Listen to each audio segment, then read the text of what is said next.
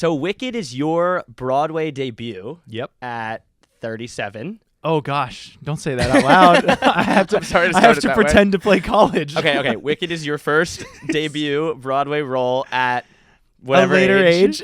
And you're now the longest running Fiero on Broadway. Yes. How did you get here, and what was your path to Broadway? My path is wildly unorthodox. I was an athlete all of my life. I found performing, or at least musical theater performing, at 26. Really? Yeah. Up until that point, I was a swimmer. I was focused on trying to make the Olympic team. I went to the Olympic trials in 2012. Did you? Yeah. That was the dream. Unfortunately, I grew up in the era of Michael Phelps and Ryan Lochte. Yeah. And so, like, those guys are just superhuman when it comes to the swimming world. And while I wasn't necessarily even close to them, just it was never going to happen with those kinds of guys around, and they swam all of my events. So after 2012, I kind of had to decide, do I want to hang up the goggles and move on with my life, or do I want to wait around 4 more years and give it another try and really hunker down and give it a good go? So I decided to move on, and it was the right choice because those guys didn't retire, and they came back 4 years later and still were dominant. So you were at the trials with them? Yeah. Wow. Yeah. Okay. Yeah. I swam the 4 a.m., 2 a.m., and those guys both swam 4 a.m., 2 a.m., and it's just, not a good time to be an IMer in the swimming world. So after that, I went back to school and I studied vocal performance for a very short period of time. And while I was there, I had to do a musical as part of the curriculum, and it was Sound of Music, and I had no interest in being involved, but it was part of the requirement to graduate, and so I did it, and I absolutely fell in love with it. I just thought it was so cool, and up until that point, I had only really, like, we call it park and bark. I had just like stood on a stage in a choir or a barbershop quartet or whatever it was and just sang notes, and that's it. And very little acting or movement was involved. And it was just so cool marrying both of those aspects of performing, movement and acting and music. Yo, what's up? Hi. Hey. Sorry, dude. So marrying all of that stuff together was really, really special. And so after that, I just decided to start pursuing it in like a local sense, doing like regional theater and community theater, just to make sure that, a lot of people have this dream of being on Broadway, but I'm very real with myself also, and I wanted to know if I actually had the ability and the skill set to be successful from a professional standpoint. Yeah. You can have fun and do it, and then you can also make a career out of it. And I wanted to make sure that I could make a career out of it before I went all in. And luckily the feedback was really, really good. I did some fun roles. My favorite one was Tony in West Side Story. And I did a role called Eddie Birdlace in Dogfight that was really, really transformative for me. And after those 2, I got really good feedback, and I thought, like, let's freaking go for it. So I moved to Orlando, and that's where I got my equity card. I joined the Actors Equity Association, which is the union that all of these actors are covered under. Worked at Disney World for 3.5 years, met my wife there. What were you doing at Disney World? I did all kinds of stuff, man. I started with the Voices of Liberty, which is like an 8-part a cappella group in Epcot, and which was perfect for me for like my first true professional gig, because it was a park and bark. You stand under this rotunda in like colonial garb and sing beautiful, like jazzy kind of Americana and Disney tunes, and it was amazing. What was your wife doing? She was a Disney princess. Which for princess? 11 years. She mainly did Cinderella and Ariel, but she was also a dancer too. So she danced in some of like the trolley shows and some castle shows, and did special events and things like that. But yeah, mainly Disney princessing. A true Cinderella story. A true Cinderella story. That's right. I want to go back to that, like when you were 26, right? When you were trying to become a swimmer or an Olympian. Yeah. A lot of this listener base is young guys in their 20s. Mm-hmm. How did you move on from that rejection? Like, how did you overcome that time where you felt that like immense rejection, this dream you had that like was kind of crushed and became a new dream, of course, but I think it was finding a new dream, and discovering another skill set that I could pursue. I was crushed, dude, and I still miss it every single day. I loved the grind. I loved swimming. If there were more pools in New York, I'd be in one every single day. But and even now, I still have that thing like, man, I could go back and give it just one more shot and just see what happens. But that's not a good choice at this point. I've got a family to provide for and things like that. So it was finding something new and having belief in myself that I could be successful in that other genre.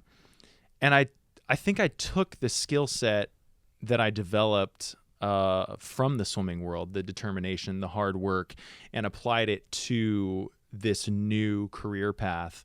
And I think that's a huge part of why I was successful was the skills that I developed from the swimming world.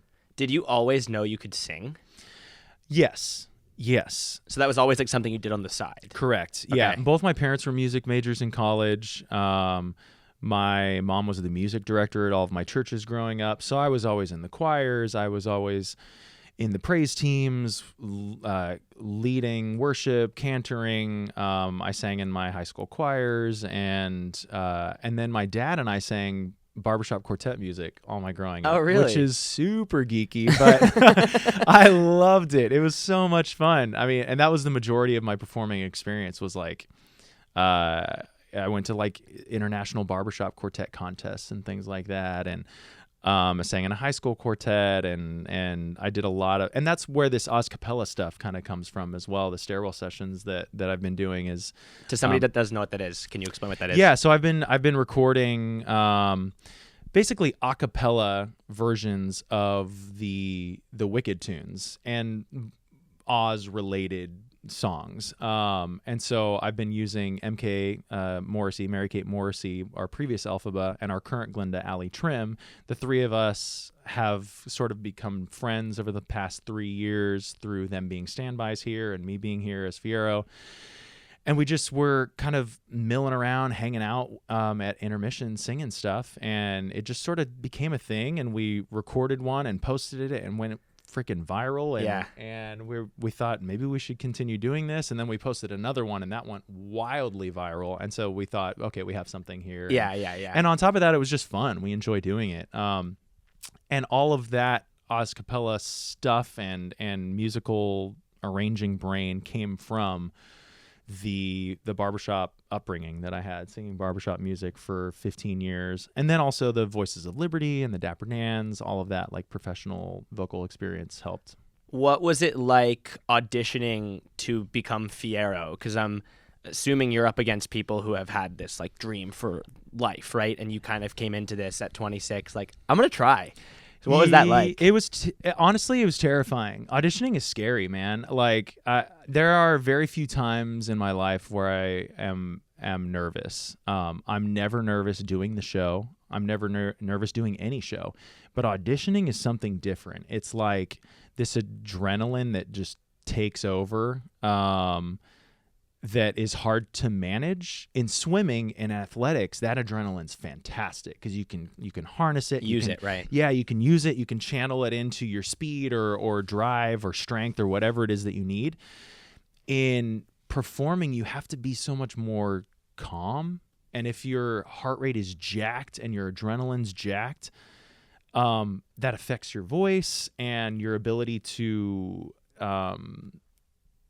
deliver lines in a calm, honest, genuine way. It can easily take over the room. Yeah.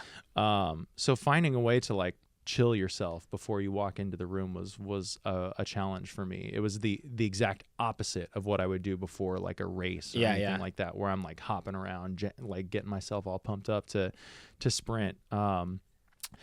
But yeah, going against these guys that like I'll never forget. I showed up to Telsey Casting for my first Wicked audition, and it was like 6 other guys. I mean, this was like 4 auditions down the line, Yeah. you know?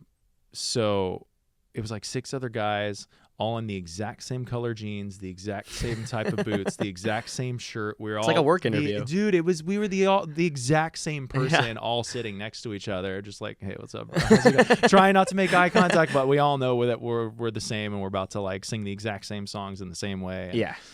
Which also doesn't help calm yourself down. But yeah, I auditioned for the show 3 times. The first time I went to what's called an EPA, which is an equity principal audition, which is like an open call for equity members. Okay. I went in, sang my own song. It was like maybe a minute or so of me singing. And I didn't feel like it went that well, but they liked what I did enough to have me come back in 3 months later to audition for Fiero, the understudy Fiero on the tour. Okay. So I came back in, I sang for the casting director, and he, I handed him my resume, which was nothing. It was just a blank sheet of paper. It was like, hey, this is like what we've got here, just nothing on it. He was like, where are you? Who? Like, I don't understand. Never heard of you. Tell me your story. And I kind of told him what I'm telling you now. Because you came out of nowhere, right? I came out of nowhere for sure. And I think that was intriguing to them. I think casting directors are actively looking to cast out of the box. They don't want to cast like the same guy that walks in off the street that has the BFA in musical theater that went to Michigan. I think that's boring to them. Not that that's bad, because it gives you a skill set to approach auditioning and the musical theater professional world. But you have to have that X factor, that little bit of magic that separates you from whatever the next guy that walks into the room. And so the fact that I didn't grow up in this, I think was intriguing to them. And it gave me maybe a skill set that the other guys didn't have. Yeah. So sang for the casting director. They asked me to come back in the afternoon to sing for the music director. He liked what I did. They asked me to come back the next day to sing for our director, our associate director. They asked me to come back a week later to do a movement call with our associate choreographer. So all of this was like, okay, I think it's going the right way. This is good. Had the final call back, me and 2 other guys in a room doing the movement call. All that, I didn't get it. So that was the first time. Wow. Yeah. The second time I went in, it was for the understudy Fiero on the tour. And this time I didn't have to go through all of that because they knew who I was. I'd already gone through like this giant screening process. So I went in I sang for the music director and the associate director, and then did the movement call. So just 2 little appointments. Didn't get it again. Wow. And then finally 6 months after that, they called me back in again for the understudy of Fiero on the tour. And it was just me by myself. There was no one else that was called. And I just did one little small appointment. It was like a little movement call, and I sang for the same people. And then I got it the third time. Third time was a charm. And I knew at that point, I was like, okay, I'm the only one here. So I think it's me. Yeah. And then it just freaking took off from there, man. I would not trade my journey with Wicked for anything, because I basically was in the ensemble for about 3 months, 2.5, 3 months, something like that. And then I got bumped up to Fiero, and I've been playing Fiero ever since for almost 5 years now. It's pretty crazy. Yeah, it was a very unusual rise to the role. It all lined up. Kurt, the guy that I replaced, he had a kid and decided, well, his contract was ending as well. So when his contract had ended, it just happened to line up that they wanted me to stay on. So during the time, like the first 2 times when you didn't get it, how did you continue to like believe in yourself and continue to like hold that, I don't know, belief is the right word? You know what? This is going to sound so cheesy, but Julie, my wife Julie, was such a help. I remember the first time I didn't get it, I really thought I was going to get it. It sounds like you were from the story you told. Yes. Too. I mean, I went through 5 different callbacks. They loved what I was doing. I was like, oh my gosh, am I going to get cast in Wicked? My first audition. This is unbelievable. Yeah, it's crazy. And so I remember getting that phone call. Julie was in New York with me. to like hang out and have like a little New York trip together. And I got the phone call that I didn't get it. And the casting director was really encouraging and encouraged me to come back in and keep auditioning for things and developing and working on new aspects of my performance. And I was crushed, man, absolutely crushed. And Julie told me like, we were next to Central Park. And I had never been to New York. I had never been to Central Park or anything like that. And so she was like, well, let's go walk through Central Park. You've never been there. It's beautiful. It's my favorite part of the city. And so we're walking through and we're talking through it. And as we're walking through, it's beautiful. And the, like snow is falling. And we get to the Bow Bridge in the middle of Central Park. And there's no one around. And there's a saxophone playing Moon River. And it's just this like most romantic, gorgeous moment. And it's so private and intimate. And I remember we took a picture on the bridge looking out over the city skyline. And in that moment, I had forgotten about Wicked, and I had decided that I wanted to propose to Julie on this bridge at some point in the next year. And about a year from then, I had proposed to Julie on the Bow Bridge. It's a good story. There. Isn't that crazy? It's a really good story. I had completely forgotten about.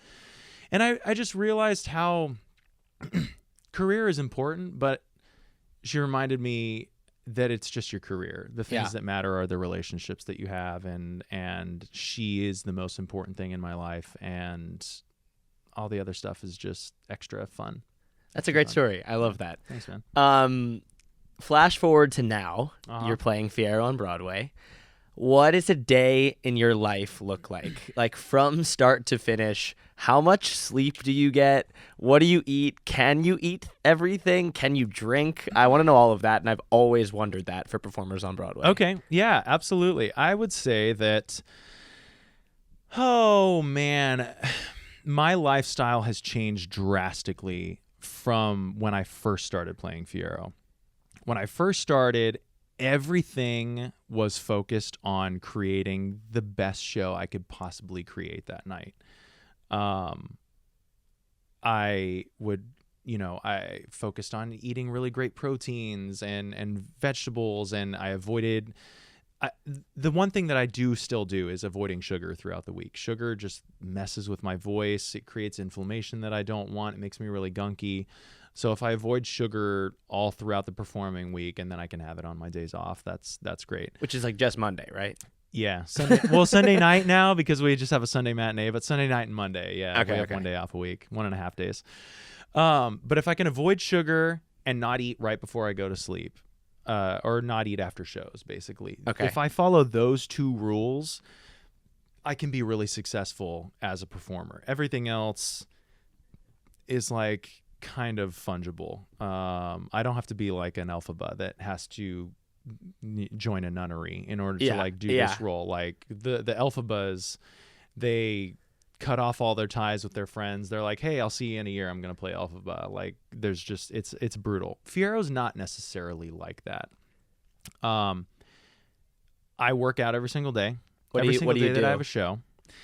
It has changed a little bit. I've gotten into a running kick right now. I'm actually about to run a half marathon on Sunday. Oh, nice. The Brooklyn one? Yes. Okay. I'm gonna be there. No way. Yeah. Are you running it? No, but my friend is, so I'm gonna go support her. Oh, that's awesome. Yeah, very cool. I'll support you now. Yeah. I'll wave to you if I see you. Yeah.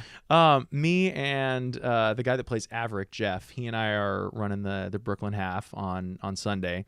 So I'm a little bit on a running kick right now, but with that said, I also have to maintain a certain physique and muscle mass in order to like fill out my costumes. And you know, the brotherhood of the white pants is real. So like you don't want to get too lean and thin. There has to be a certain amount of beefiness. So anytime I touch a weight, it is heavy, going like no more than 8 reps. Okay. Really, really heavy. And I don't lift long sessions. I used to do really high volume, lots of push-ups, lots of unstable surfaces, push-ups on med balls, things like that. And now it's dumbbell bench press, flat bench press, squats, deadlifts, anything that incorporates as many muscle groups as possible with the shortest amount of time. That is perfect for me. I do three 30 to 35-minute weight sessions a week, as heavy as I can possibly go just to maintain mass. And then I run probably 5 days a week. Do you take like creatine, protein powder, all that stuff? Protein powder is a yes or no. Creatine every single day, 5 to 10 milligrams. I should be taking it. It depends on your goals. I mean, I just did an episode recently called "The Ego of Weightlifting" about like the ego around weightlifting, and what are they saying? Don't worry about it. Okay, we're recording at the theater, by the way. If Yes. somebody doesn't know where we are, Yeah, we're yeah. in his dressing room. We're in right my now. dressing room right now. So there's like, yeah, we're gonna get like announcements about half-hour calls and things like that. So, Cool. yeah. Okay. When do you have to finish? By the way, like hard stop. At half hour would probably be Okay, we'll get it done. probably be good. Yeah. Oh, we got so much time. Yeah, no, we're Yeah. good. Okay. Yeah, I was just talking about like I'm in a weightlifting journey right now. Like Then yes, Okay. you should be taking creatine. Okay. Yes, you should. Okay. If you're trying to lift weights and put on mass, yes. All right. And then like what other things do you do in the role beside running, lifting? Like what's your sleep schedule look like? Do you have to have like a strict regimen? The answer is yes. Do I? No. The two most important things that you can do as a human are sleep and nutrition. And then exercise is number 3. But I would say it's more of a distant third. I think exercise is wildly important for your physical and mental health, especially mental health. Like if I get a I great... completely agree. Yes, it is huge. Huge. But sleep is number 1. Nutrition is number 2. Yeah. I think those are the two most important things. Unfortunately, sleep is difficult right now with a baby, You have a baby, and yeah. a house and a wife and a dog. And I also have added, we bought a house in South Orange, New Jersey, which is about an hour commute into the city. So now I lose 2 to 2.5 hours a day on public transit. Yeah. Which means that I get home at midnight, 12:30, 1, depending on like when the show is done and when I'm And done. the New Jersey Transit and And like the New Jersey Transit Yeah. is inconsistent. And Yeah. then I get home and, I want to try and unwind from the show. And that means I'm getting to bed at 2. But then the girls are getting up at 6:30 or 7. And I want to be involved in that. I want to be a part of the daytime experience. Yeah.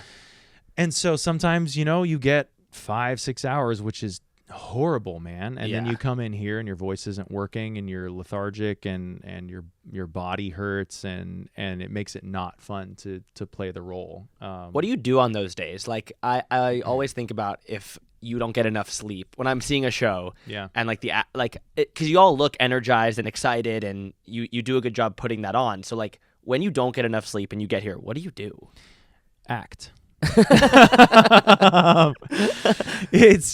mean, we are professional actors. That's funny. We're professional actors for a reason, like the show must go on. And Yeah.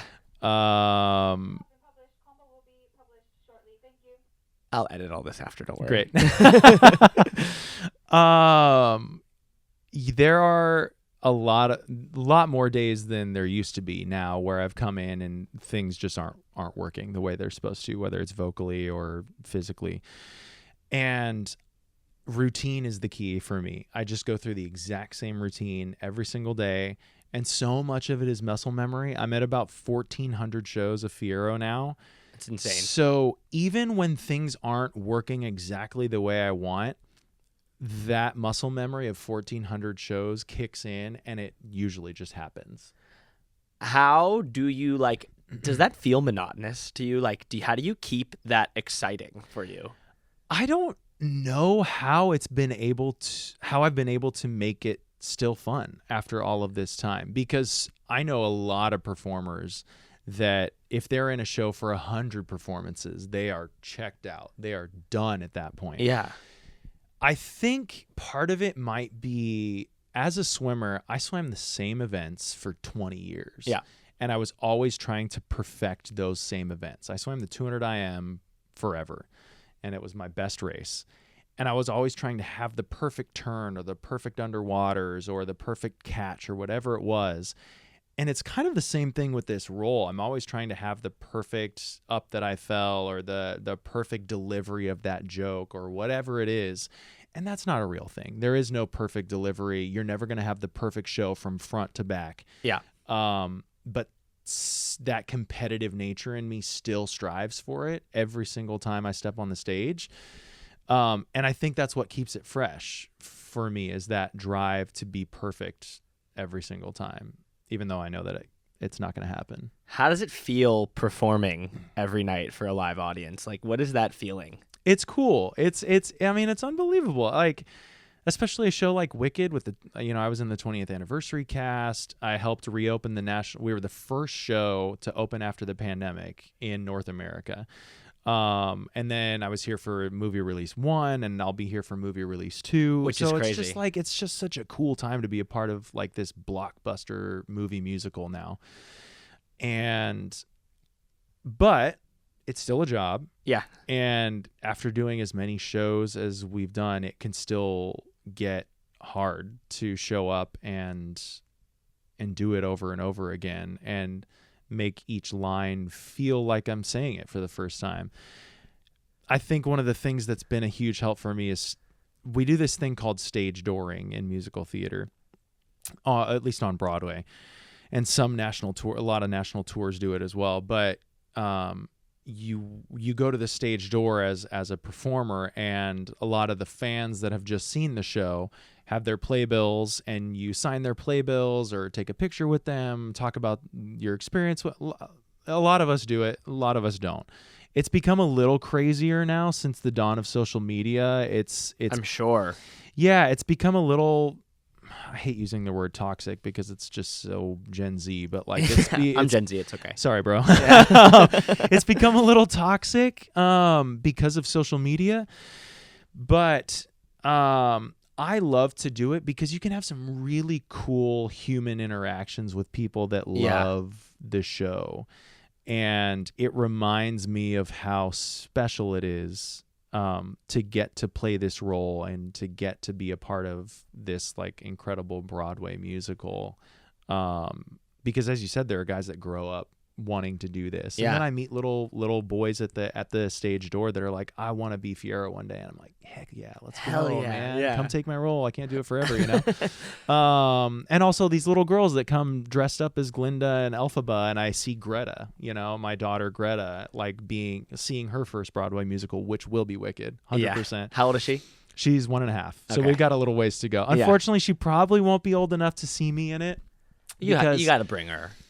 Maybe for like Dancing Through Life. Like, yeah, she'll love that. I'll sit her in the sound booth for like a song, but Yeah. there's no way she'll be able at 2.5. just for the photo op. Like, Trust me, we have plenty of photos. Okay, back. okay, good. She came dressed as Dorothy for Halloween, and we got some pictures together, and me and my final costume of the night, which I can't talk about in my contract. It's illegal. Really? Mm-hmm. Is that because of the second movie or no? Like just It's always been that way. really? Yeah. Well, not always been that way. At some point, I think the dawn of social media kind of screwed us over. But I'm not allowed to talk about my final character, and Bach's not allowed to talk about his. Wow. Nessa isn't. It's because they want to keep the secrets of Wicked alive. Yeah. But look, when the second movie comes out, all of that's out the window. 100%. Everyone in the world. And if you don't know by now, the musical's been out for 22 No, years. it's insane. I have a couple friends who haven't seen the show or part 2, and they're like, "Don't tell, no spoilers." Like, But what how are do you talking not about? know? It's everywhere. No, it's also the movie. It's Like the movie. It's yeah. once part 2 comes out, all bets are off. And then at that point, I'll probably be out of the show anyway. So I'll break all the rules. What? I'm just kidding, Wicked. Don't fire me. I'm not going to break any rules. How has the movie, the Wicked movie, and part 2 coming out, how has that changed the culture around the show or the hype around the show? The hype has always been there. Yeah. I have never. This is going to be crazy. This sounds crazy, but I have never in 1,400 shows done a performance of Wicked and not have them stood up at the end. Every single show, there's a standing O at the end. Sometimes it's reluctant. Sometimes it's like not an earned standing ovation. But every single show, they're standing at the end of it. So the hype has always been there. I would say that the biggest thing that I've noticed is there are even more first-timers than there were before. A lot of people are seeing Wicked the musical on Broadway for the first time. Yeah. because of the movie, because they want to see how it ends now.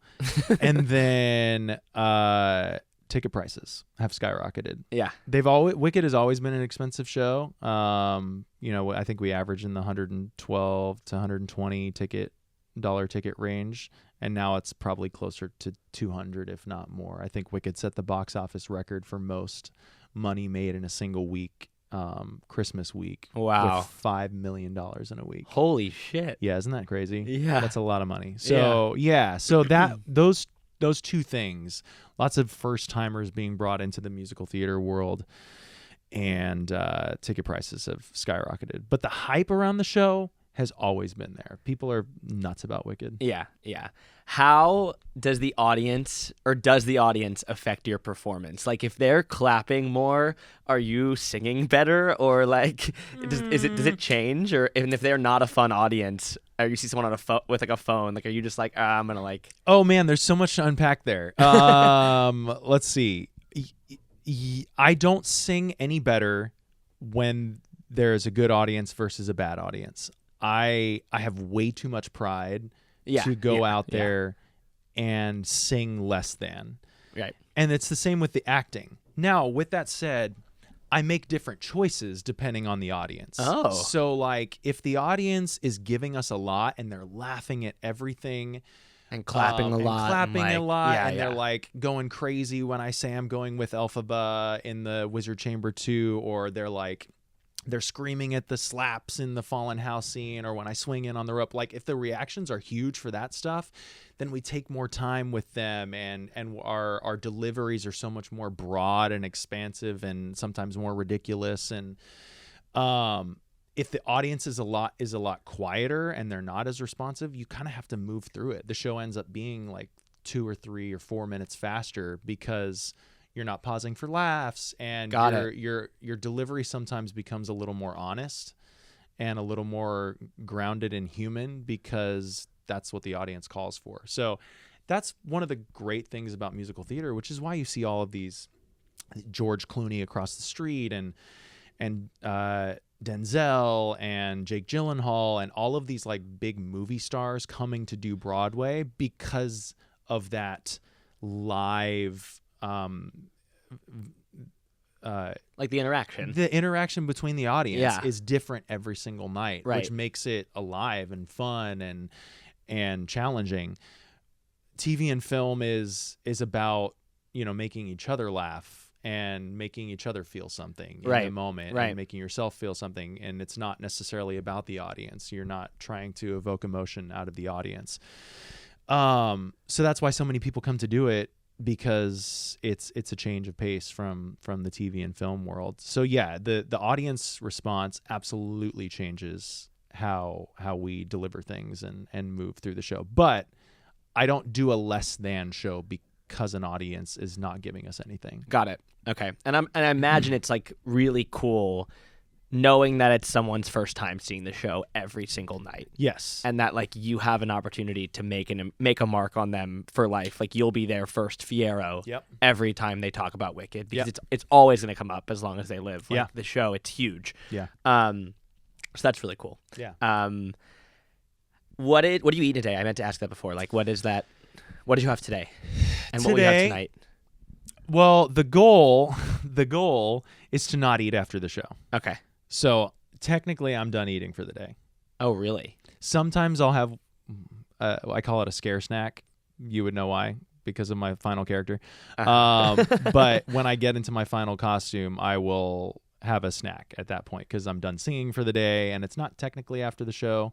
So I'll have a little scare snack, which a lot of times is like an apple and a RX bar or something like that. Something simple and quick that I can eat in 5 minutes.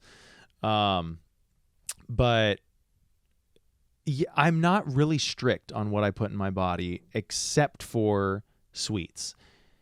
That makes sense. I think we're going to look back at added sugar and just sugar in general in 50 years the way we look at smoking now. That's a heavy statement. Ooh, I like it. That's a heavy statement, but I think it is wildly addictive, and it's so horrible for you, and it's absolutely in everything. and it's responsible for so many diseases, heart disease, all kind there's nothing good about it except for the taste. And because it's so addictive, it's really hard to Cut it. Yeah. So as I said, if I can avoid that throughout the week and not eat after the shows, those are really my only 2 dietary rules. Do you drink? I don't drink. Okay. I don't drink. Probably So makes it much easier to it not does. be Yeah. hungover during the week. For sure. I never acquired a taste for it. I drank in college. I drank in college because it was part of the athlete culture in college. Where'd you go to college? I went to Fresno Pacific University, which is like a small private Christian university in California. Cool. And so I went there, and it's part of the culture. It's part of, you go to parties and you play beer pong and, Right. you play flip cup and all this stuff. And it's part of what you do.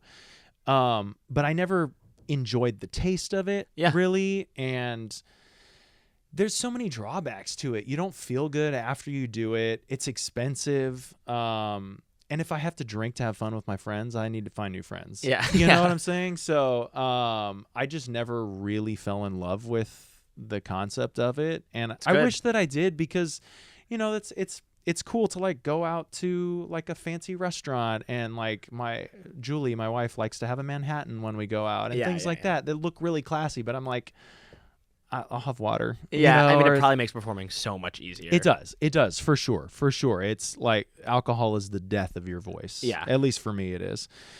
So yeah, I don't drink, and especially, now that I've taken up performing, it's just not worth it. High protein diets, fish. Spicy food. Can you have spicy food? I don't, because I don't love it. I'm okay with it, Okay. but spicy food definitely does mess with your voice. Yeah. For sure. Lots of sulfuric. Like you don't want to like burp on stage. Like Yeah. Oh, for sure. But people do. I mean, yeah, gosh, of course. Some of my Glindas during Ozdust, that moment where we're like dancing off on the side, they're just like off on the side. I'm not gonna name them. But crazy. Some are worse than others. That's so fun. I'm sure there's so many funny moments that like happen on stage. Is there anything like somebody's messed up or like said a line wrong or sang the wrong word? Every night, Every dude. night. Every night there is something that goes wrong, but we're pros, and we can cover each other and fix it. And I've had plenty of mess ups on stage. Very few times do I forget lines, though. I can think of I can count them on one hand how many times I've like forgotten lines on stage. Because I am wildly militant when it comes to memorizing lines, and I don't ever want to forget it. So I don't forget lines very often, but like, you forget a dance step every now and then, or like you drop a prop. I fell down the stairs one time coming in for train scene when I have the flowers and I come to see Alpha. Those are steep stairs, aren't they? So steep. Yeah, they look crazy. So steep. Yeah, and I was coming down the stairs, and was the audience like, oh, dude, was the audience. It was terrifying. But I ended up being fine. Apparently, I don't remember what happened because I blacked out for like 5 seconds. But I started falling at like the top of the stairs. No. And by the time I was done, I had ended up like center stage. No. But Allie was on at that point. She was the standby, and she was on, and she watched it happen. And she said that I like spider crawled across the stage with the flowers in my hand or something. I don't know what happened. You made it work. I made it work, Yeah. but I got up and I went to hand the flowers to Elphaba, and they had like bent in half. And it was fine. But things like that happen where somebody will fall, or we'll drop the hat gets dropped in the Fallen House scene where the witches are fighting. The hat gets dropped a lot, and I'll have to like grab the hat and the broom and somehow get it to Elphaba. Things like that. I mean, there are a lot of little mishaps that happen almost every single day. But as I said, we're professionals and we cover. Yeah.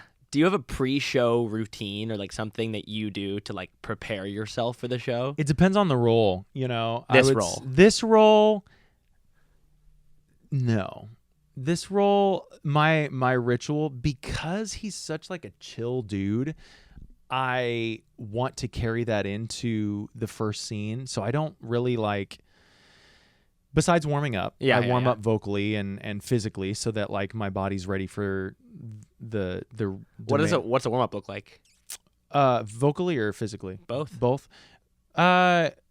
So vocally, I work with a guy named Mike Ruckles, and I have all of my lessons recorded on my phone in voice memos, and a lot of times I'll just warm up with a voice lesson that I've had with him recently because it's kind of current to what my voice sounds like and what we're currently working on. Every show you'll do that? Like tonight you'll do that? Every single show. Okay. Every single show. So like at 20 minutes before the show, or even a half an hour before the show, I'll start warming up, get this thing going. And once that's ready, a lot of times I'll go and I'll visit with our Glinda or our Elphaba because, as I said, I don't see them ever really because there's never a time in the show where all three of us are off stage. At any point in time in the show, the three of us are on stage. At some point, whether it's me by myself or Elphaba by herself or Glinda by herself or Elphaba and Glinda or me and Glinda or me and Elphaba, we're never all off stage at the same time. So my opportunity to visit with them as Jordan and Allie or Jordan and Lencia has to happen before the show or after the show. Yeah.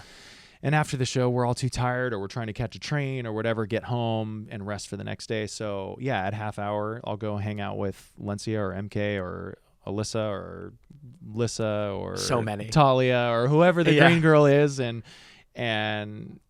entertain them while they're getting green and I'll go talk to the Glindas for a little while and catch up and it's great because you develop a friendship that you can carry on stage. There's a feeling of safety when you look across and you look in someone's eyes and you're like, oh, that's Mackenzie. I feel safe because that's my friend Mackenzie, not Glinda.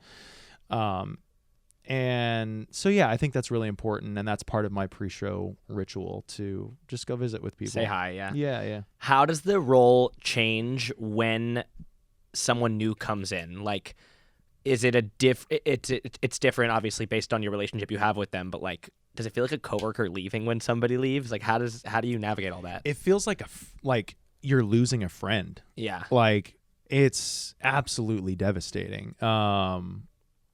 Yeah, I cry every single time. Like, I remember like when Mackenzie left for the 20th anniversary cast. Well, all of them, of course, but Mackenzie and I in particular were really close. And during Ozdust, that moment, Mackenzie played who? Mackenzie was Glinda. Okay. For the 20th anniversary cast, and she and I were really tight. And I remember during the Ozdust sequence on their final show, like, that was always our time to like check in with each other because we don't have to say any lines at that point. We don't have any choreography. There's nothing. You guys can set. chat. We can literally just chat. Oh, that's cool. As Jordan and Mackenzie or Jordan and Allie or whoever it is, and see how you're doing and check in on your mental health and how you're doing. Yeah. And I just started crying. I was like, I'm so sorry. I'm trying to hold it in. And she's like, don't start now. Don't start now. We have like we have a whole 2 hours. We have a lot to go. We have so far to go. But yeah, you feel like you're losing a friend when MK and Alexandra and I were super tight as well. She was our previous Glinda. We were really tight because she was also a Broadway parent. She had a kid who was also about a little around Greta's age. Got it. And so we had this camaraderie that I love MK, but it was a different friendship. Of course. It was a different camaraderie. Alexandra and I could look at each other and know exactly what we were going through and the rigors and fatigue and demand of being a parent while trying to come in and be 100% for an audience that paid $400 to see you be one of these iconic roles. Right. So there were times in that Ozda sequence where we're dancing together where we would just like, she'd like lay her head on my shoulder and we'd just be like asleep for 2 minutes for just a moment of reprieve to kind of rest. And we knew exactly what the other person was struggling with that day without saying a word. But yeah, it's when someone leaves the show, it's you lose a friend, but you gain a new friend. Of course, yeah. Lencia and I are brand new to each other. I had never met her before. She plays Elphaba. Okay, she's our new Elphaba. I had never met her until she walked into rehearsal for the first day, and you have an entire year to develop this friendship and new things on stage, Right. new funny moments that make each other laugh, and new human interactions. And Allie and I have been doing the show together for a long time now, and so it was like getting a new friend or an old friend back. That's again, cool. which That's is really cool. Yeah. How do you balance off stage? How do you balance your relationship with your wife and your kid and your friendships with this? Like, it's a really demanding schedule, right? Like, you got to get here, I don't know, early before the show. You're leaving late, and it's every single day beside Monday. Like, how do you? I've always wondered how people on Broadway balance that. It is, yeah, it's all about time management and being really structured with your calendar and making it clear to each other when you have appointments that you need to be at. Yeah. But also scheduling free time to spend with each other. Like yesterday, the girls came to the Broadway softball game and they watched the game, and then we went to lunch afterwards, and like that kind of stuff.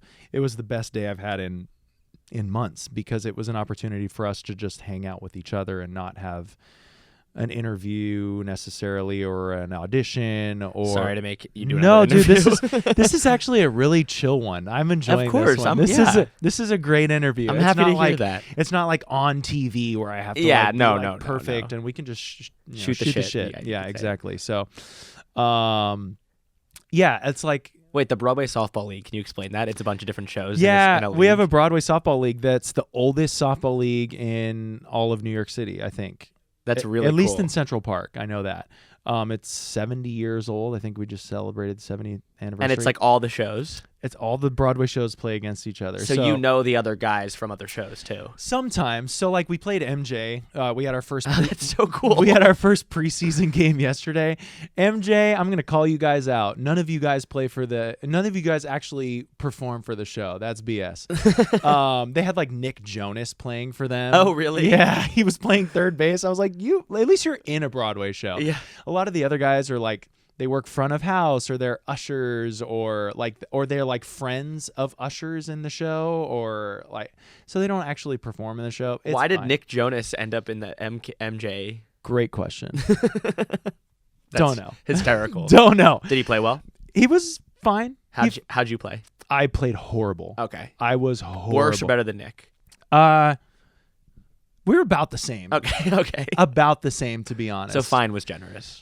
Yeah. Yeah. Yeah. I had a terrible game yesterday, but I also, I hadn't picked up a bat or threw a ball in a year. Right. Since the end of the previous season.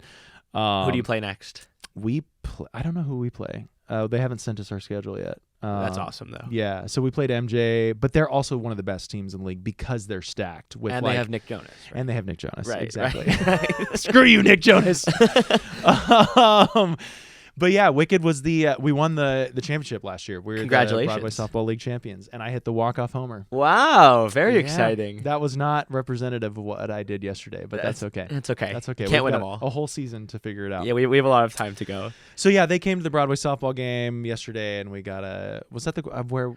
I don't know. I took it somewhere else. Yeah, I asked you about the league, but I asked about how do we like get how back- you balance personal life, friendships, and making Yes. time for yourself too with the show and like, Yeah, the schedule. it's I think people when you have a child and a family and things like that, your friends tend to cut you some slack. Yeah. And they tend to understand that like we'll hang when we have a free moment, and they don't judge you for it necessarily, and there's a certain amount of grace given, and they That's nice. Yeah. So I've a really good friend that lives out in Brooklyn, and he and I try and see each other as often as we can, but also he lives in Brooklyn and I live in Jersey, which is like an hour and 45-minute travel Yeah. now. So, but yeah, you see them when you can, and you schedule that time rather than I miss the days of like spontaneous hanging out, like in college and post college when you're single, you're like, hey, you just text a friend, what are you doing right now? Like, let's go hang out. That doesn't exist anymore. Yeah. I haven't had that for a long, long time. It has to be planned out like 2-3 weeks in advance to have any To sort make of it like happen. fun thing on top of the work life schedule. Just time management, really. What do you do at intermission? Like That's- while I'm peeing, what are you doing? That's also changed. In the old days, pre-Greta, it was like I'd hang out with people, or I'd like go interact with the cast, or go talk to management, or I would sing with the standbys, or like I'd play piano, or whatever it is.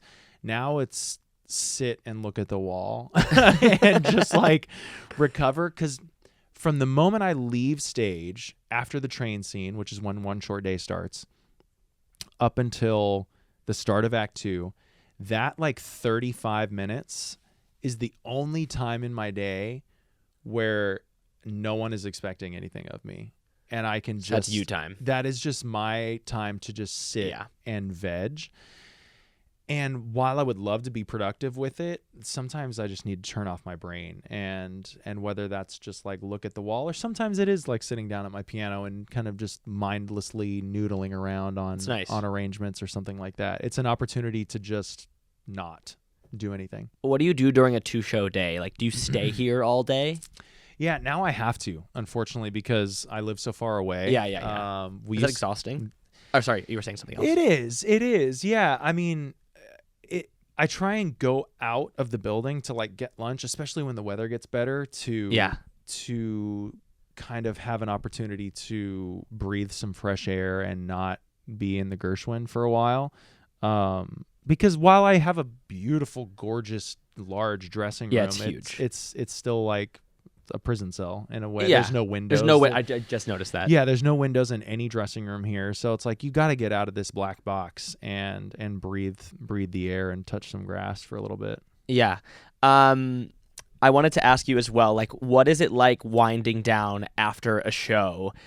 Does it take a minute to like chill out? And because I'm sure it's a high, right? Like, you're getting a standing ovation. You just sang some like huge songs. Like, what's that like? It's really hard to come down after a show, which is why I have such a hard time sleeping. If you're going to ask me for advice on how to sleep well, I'm the worst person to talk about it, because that is my weakest thing is proper sleep and proper preparation for sleep. I know what I should do, and I never do it. Yeah.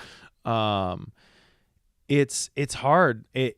It's become like, this is so bad. I'm saying this on a podcast, but like it's become where I have to like put in one headphone and lay on my pillow and listen to the most boring podcast about like how the earth revolves. Yeah, like an audiobook. I do audiobooks. Something. Yeah. And I know that's not the best way to fall asleep, but it has to be something that engages my mind in some way, but it's not so interesting that I listen to it. Right. No, that makes makes sense. total sense, and I'm not far off from you. Because I've tried the box breathing, all of the things that you're like inhale for 4, hold for 4, exhale for 4, hold for 4. Like, Yeah. I've tried all of the different things, sleeping in different ways, all of the stuff, and nothing helps me come down from the high of the show. It's probably such a high, right? It's a high for sure, and it's exhausting. You're overtired, if that makes sense. Yeah. You're so emotionally and physically tired from the show that you're too tired to sleep. It reminds me of Greta, my daughter. Like, when she gets too tired, she just screams. And I would scream too if I was 1.5. I would. And I it was would allowed. You know? Yeah. What is your favorite song in the show? And mine's "Dancing Through Life," by the way. Which is your No, song. that's a lie. I swear, it's my favorite song. I love that. And I said that the first time I saw it. I think I didn't tell you this, but I saw it when I was like 10, maybe. No way. I loved that song. I thought it was so good. That's so cool. I love that, because a lot of people, I feel like Dancing Through Life a lot of times is like an overlooked song. I think it's the best Even song though in the show. whole sequence is like, it's like a 10-minute sequence all the way from my entrance through the end of through Ozdust. It's a long sequence, and it's a huge part of how Elphaba and Glinda become friends through the Ozdust sequence, and introduces my character and my relationship with Elphaba and my relationship with Glinda. There's so much that happens in the course of that 10 minutes. and the song is freaking kick ass. The song's insane, it's and so I also cool. think the movie brought a new light to the song. Totally. Like, totally made it this huge number that people are like, Mm-hmm. oh yeah, fuck yeah. Yeah. So, do you have a favorite song? Do you have a favorite line? And I'll share mine with you after. My favorite, consistently my favorite song to sing is Dancing Through Life. As long as your mind is very hit or miss, depending on how my voice feels, depending on who my alphabet is, there's a lot of variables that go into that song that can make it either really freaking fun or terrifying. Got it. Dancing Through Life is fun every single time. Yeah. It's never not fun. It seems fun. It's a blast, man. You own it, by the way. Thank you. Appreciate that. You really do. I feel like I've grown into it. I don't think it was my strongest suit when I first started. But over, the course of 5 years, I've definitely grown into the song and into the role. My favorite song in the show in general is either One Short Day or For Good. There's so many good songs in this show. There's so many good songs. I think For Good is the first song that I really fell in love with in the show. Sometimes, like when I get into my final costume, if I have some time, I'll go and like watch the girls sing it from the wings because That's cool. It's so touching and it's beautiful and That's really cool. And it's one of the songs that is a great standalone song outside of the show. So many of our songs in our musical can't really be sung outside the show because they're so show specific. One Short Day in the Emerald City, like how is that? Like you can't perform that at a concert. Like No. Dancing Through Life, you kind of can. What is this feeling? No, not really. No One Mourns the Wicked. No. Even Defying Gravity, they like talk about the wizard and all of this stuff that isn't There's a lot in the middle. Yes, there's nothing applicable to like real life. Yeah. Whereas For Good, the message of the song is universal and can be sung anywhere. Yeah, it's great. And so I think that's one of the things that makes it transcend our musical, unlike No Good Deed or things like that. Right. Favorite line. My favorite comedy line to deliver is my family has a castle in Kiyamako. No one's ever there except the sentries who watch over it. We've never lived in it. And she says, "Where do you live?" And I say, "The other castle." The other castle is such a funny, unexpected line. Yeah, it's great. And if you deliver it like it's just like, oh, don't worry about it, it's the other castle. Like, I have more important things to talk about. It hits every single time. I think that's a great line. Yeah. And then from a heartfelt standpoint, I love It's Looking at Things Another Way. After As Long As You're Mine, Elphaba she says, "I just wish," and I say, "What? I wish I could be beautiful for you. Elphaba, don't tell me that I am. You don't have to lie to me. It's not lying. It's looking at things another way." And that is the heart of the show. If you want Wicked encapsulated in a line, that is it. And Fiero gets to deliver the line. It's really cool. How freaking cool is really that? Cool. It's not Glinda that says it. It's me.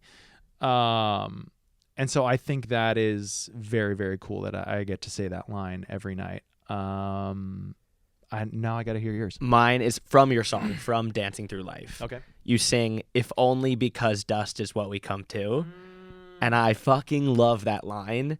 And Yes. I made a TikTok about it when the movie came out and it went really viral. Oh, awesome. And that line specifically, I think, is like, I don't know. I think about that all the time. Like, why not try or go for things? Because if only because dust is what we come to. Like, at the end of the day, we're all gonna die. Yep. And why not try for the things you want to try in life? So I love that line. Yeah. I think it's so good. That's really special. Yeah. Yeah, and I plan on using that line. So I think Dancing Through Life will be I don't want to give this away too soon, but Dancing Through Life will be the final oscapella song that I do. That makes sense. Because it's my song. Yeah. And I need to use a couple of choice lyrics from that song that are really, really special and moving. Because yes, it's an upbeat, fun, like tune, but it's got a lot of poignant lines to it, like the one that you're talking about. So many. And yeah. It's good stuff. I love that. It's really well written. Yeah. What is your advice for a young guy listening who wants to pursue this type of career? Oh man, there's so many things that are out of your control as far as what roles are going to be offered to you and what opportunities you're going to have. The only two things that you can control: work hard and be nice to people. That's it. If you do those two things, everything else is out of your control. Yeah. I love that. You can't control the amount of talent that you have. You're already born with it. You can control memorizing all of your lines and being more prepared than anyone else when you walk into the room. You can control what you eat. You can control how much you sleep, and all of those other tangibles are within your control, and that's how hard you work. And then the being nice to people work with people that they like to be around. And I've seen so many people that are less talented than the other guy get the job because you want to be around them, because they're just cool people, and they're just they have infectious personality. Wait, is that can 30 we minutes? hold on? Yeah, let me. No, we can keep going. I Okay. just need to sign in really fast. Okay. Hold on a second. Take your time. Sorry, we're going long. No, it's all good. Okay. And then what is your advice for your younger self? I think this is a very common sentiment that a lot of people will tell themselves, but don't stop taking everything so seriously. The stresses of your little young life are so much less of a big deal than you think it is. People aren't judging you the way that you think they're judging you. Feel free to take those risks that you're afraid to take. Stop taking stuff so seriously, because I think that really hinders you, how willing you are to take those big risks, because fear of failure, fear of judgment, whatever it is, you got to let go of that stuff, because you're going to be so much more successful if you do. It's great advice. Yeah. Jordan, thank you so much for coming Absolutely, on the podcast. man. This was Absolutely. so much fun. Thanks for having me. You're great on the podcast. So Appreciate it, bro. Great on the mic. Of course, you're great on the mic. But thank you so much for doing this. This was awesome. Keep dancing through, baby. All right. I love that. Thank you so much. Absolutely, dude.